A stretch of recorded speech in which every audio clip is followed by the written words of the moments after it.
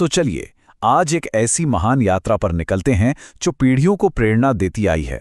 ये है श्री राम की पावन कथा, उनके जन्म से लेकर वनवास तक के सफर की कहानी। तो कहानी शुरू होती है सरयू नदी के किनारे बसे एक बहुत ही वैभवशाली राज्य अयोध्या से।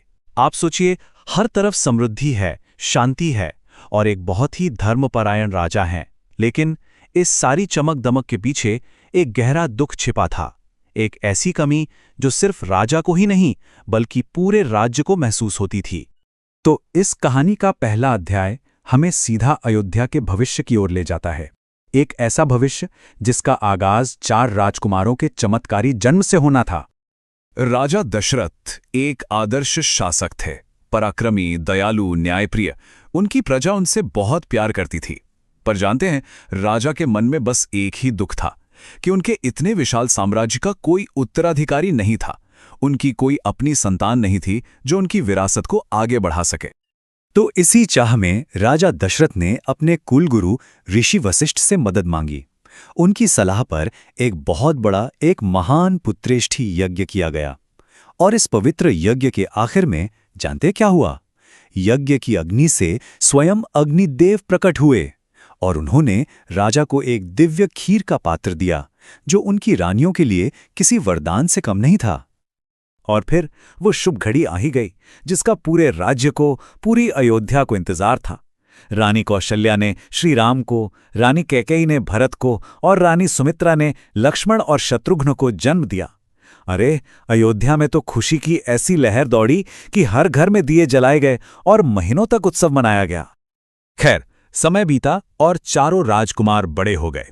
अब वक्त था उनके ज्ञान और पराक्रम की नींव रखने का, और बहुत जल्द उनके शौर्य की पहली बड़ी परीक्षा भी सामने आने वाली थी।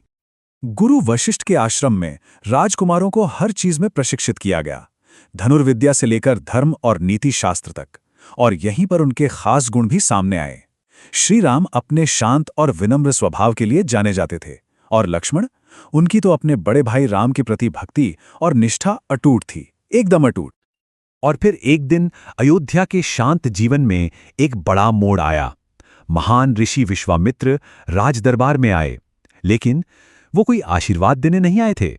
उन्होंने राजा दशरथ से कुछ ऐसा मांगा जिससे राजा का दिल ही कांप उठा।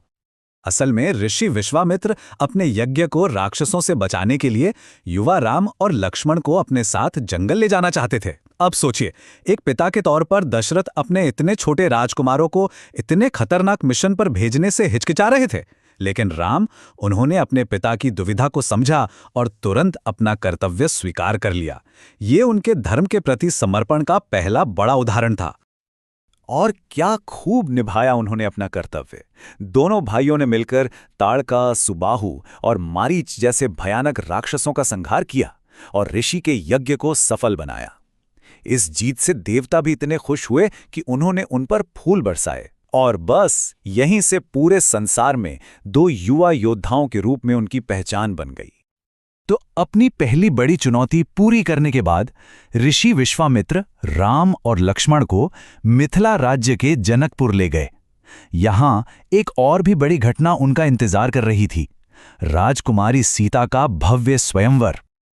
अब स्वयंवर मतलब अपनी पसंद का पति चुनने की प्रथा कोई मामूली प्रतियोगिता नहीं थी।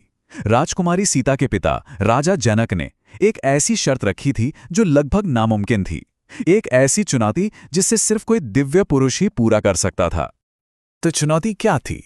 चुनौती ये थी कि कौन है वो पराक्रमी जो भगवान शिव के दिव्य धनुष पिनाक को उठाकर उस पर डोरी चढ़ा पाएगा। क्या सच में किसी में इतनी शक्ति थी कि वो ये काम कर सके? एक के बाद एक बड़े बड़े शक्तिशाली राजा आए, राजकुमार आए, सबने कोशिश की, लेकिन कोई भी उस धनुष को हिला तक नहीं सका। वो अपनी जगह से टस से मस नहीं हुआ। माहौल में तनाव बढ़ता ही जा रहा था। जब सारे के सारे योद्धा हार मान चुके थे, तब ऋषि विश्वामित्र की आज्ञा से श्री राम आगे बढ़े। उन्होंने बहुत ही सहजता से उस विशाल धनुष को उठाया और जैसे ही उस पर डोरी चढ़ाने की कोशिश की, एक जोरदार गड़गड़ाहट के साथ वो धनुष 2 टुकड़ों में टूट गया। बस उसी पल पूरे जनकपुर में जश्न शुरू हो गया।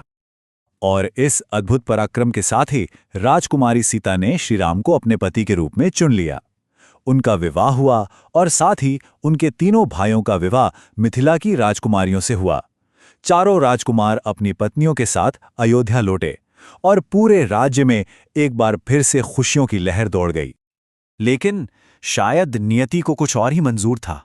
ये खुशी ज्यादा दिन टिक नहीं सकी। अब कहानी में एक ऐसा अचानक और दुखद मोड़ आता है जो सिर्फ अयोध्या को ही नहीं बल्कि राम के जीवन की दिशा को हमेशा हमेशा के लिए बदल देगा। अयोध्या में चारों तरफ उत्सव का माहौल था। राजा दशरथ ने श्री राम के राज्याभिषेक का ऐलान जो कर दिया था, लेकिन जिस रात के बाद सुबह राम को सिंहासन पर बैठना था, ठीक उसी रात महलों के अंदर एक ऐसी साजिश रची गई जिसने सब कुछ पलट कर रख दिया। ये साजिश रानी कैकेयी ने रची थी। अपनी दासी मंथरा के बहकावे में आकर उन्होंने राजा दशरथ को उनके दिए हुए 2 वचन याद दिलाए और बदले में 2 ऐसी मांगें रखीं जो किसी विनाश से कम नहीं थीं। पहली, भरत के लिए राज्य और दूसरी, राम के लिए 14 साल का वनवास। ये खबर सुनकर कोई भी टूट जाता, पर राम जरा भी विचलित नहीं हुए। उनके लिए अपने पिता के वचन का मान अपने राज्य से कहीं ज्यादा बड़ा था। ये धर्म और कर्तव्य का एक और उदाहरण था, जहां उन्होंने अपने सुख की जगह अपने पिता के सम्मान को चुना और इस कठोर नियति को भी बहुत सहजता से स्वीकार कर लिया। और ये परीक्षा सिर्फ राम की नहीं थी, सीता ने भी अटूट प्रेम और पति धर्म का परिचय दिया। उन्होंने साफ साफ कह दिया कि जहां राम रहेंगे वहीं उनका घर होगा। उन्होंने महल के सारे सुख एक पल में त्याग दिए और अपने पति के साथ वनवास के उस मुश्किल रास्ते को चुना। और लक्ष्मण, जिनकी तो दुनिया ही राम से शुरू और राम पर खत्म होती थी, वो भला कैसे पीछे रहते? उन्होंने भी अपने भाई की सेवा और रक्षा के लिए महल की शान और शौकत को छोड़कर जंगल के कांटों को चुना। और इस तरह कर्तव्य और प्रेम की ये त्रिमूर्ति एक साथ महल से निकल पड़ी। पूरी अयोध्या रोती बिलखती रह गई, पर वो तीनों अपने धर्म के रास्ते पर एकदम अडिग रहे। उन्होंने राजसी कपड़े उतारकर सन्यासियों के वस्त्र पहने और अपने प्यारे राज्य को पीछे छोड़कर एक अनजाने भविष्य की ओर जंगल के रास्ते पर चल पड़े। लेकिन ये उनकी कहानी का अंत नहीं था, बल्कि एक नए और बहुत ही कठिन अध्याय की शुरुआत थी। सिंहासन से शुरू हुआ उनका सफर अब जंगल पहुंच चुका था, पर सवाल ये है कि आगे कौन सी परीक्षाएं उनका इंतजार कर रही थी। यही चुनौतियां उनके साहस, प्रेम और धर्म की असली परीक्षा लेंगी और इसी से इस महान कथा की नींव रखी जाएगी।